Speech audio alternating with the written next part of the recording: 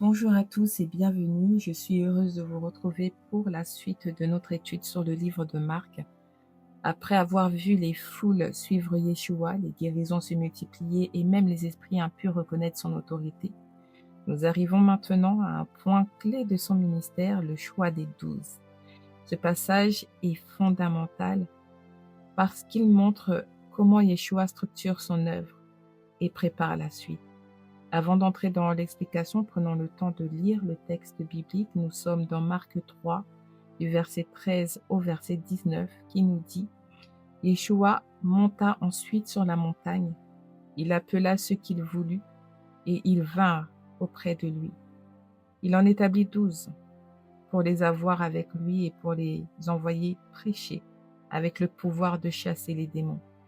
Voici les 12 qu'il établit: Simon, auquel il donna le nom de Pierre, Jacques, fils de Zébédée, et Jean, frère de Jacques, auquel il donna le nom de Boanerges, qui signifie fils du tonnerre, André, Philippe, Barthélemy, Matthieu, Thomas, Jacques, fils d'Alphée, Thaddée, Simon le Cananite, et Judas Iscariote, celui qui livra Yeshua.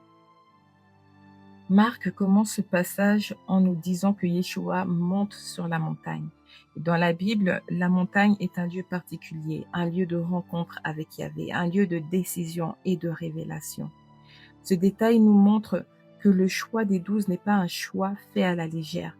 Il ne s'agit pas d'une organisation humaine ou d'une stratégie improvisée. Yeshua agit en parfaite communion avec Yahvé, et ce qu'il va mettre en place aura des conséquences durables. Le texte nous dit ensuite que Yeshua appelle ceux qu'il voulut et ils viennent à lui. Cette phrase est très importante. Les 12 ne se portent pas volontaires. Ils ne sont pas choisis pour leurs compétences, pour leur intelligence ou leur position sociale. Ils sont appelés par Yeshua lui-même. Cela nous rappelle que l'appel vient toujours de lui. Être disciple commence par une réponse à son appel, pas par une initiative personnelle. Marc précise ensuite pourquoi Yeshua établit ces 12 hommes. D'abord, pour les avoir avec lui, avant toute mission, avant toute action, il y a la relation. Yeshua veut que ses disciples soient en sa présence, qu'ils apprennent de lui, qu'ils marchent avec lui. Ensuite seulement, il les envoie prêcher et leur donne une autorité spirituelle, notamment pour chasser les démons. Ça montre clairement que le service découle de la communion et non l'inverse. Sans relation avec Yeshua, la mission perd de son sens. La liste des 12 nous montre aussi une grande diversité. Certains sont pêcheurs, d'autres collecteurs d'impôts, certains sont très connus, d'autres presque anonymes. Il y a même des hommes aux opinions opposées comme Matthieu, ancien collecteur d'impôts, au service de Rome, et Simon le Cananite, probablement lié aux Zélotes, un mouvement opposé à Rome. Cette diversité nous montre que Yeshua ne bâtit pas son œuvre sur l'uniformité humaine, mais sur une unité centrée sur lui. Il y a un détail frappant qui apparaît à la liste, du moins à la fin de la liste. Judas Iscariote est mentionné comme celui qui livra Yeshua. Marc ne cherche pas à cacher cette réalité. Dès le départ, le lecteur sait que parmi les 12 choisis, l'un trahira. Ça nous rappelle une vérité sérieuse. Être proche de Yeshua extérieurement ne garantit pas la fidélité du cœur. Judas a marché avec Yeshua, il a entendu ses enseignements, il a vu les miracles, et pourtant son cœur ne s'est pas laissé transformer jusqu'au bout. Il est essentiel de comprendre que le choix de Judas ne signifie pas que Yeshua se soit trompé. Les évangiles montrent clairement que Yeshua savait ce qu'il faisait. Il avance en pleine connaissance de cause. Le plan de Yahvé ne repose pas sur l'ignorance, mais sur une souveraineté parfaite, capable d'intégrer même les décisions humaines mauvaises sans jamais perdre le contrôle.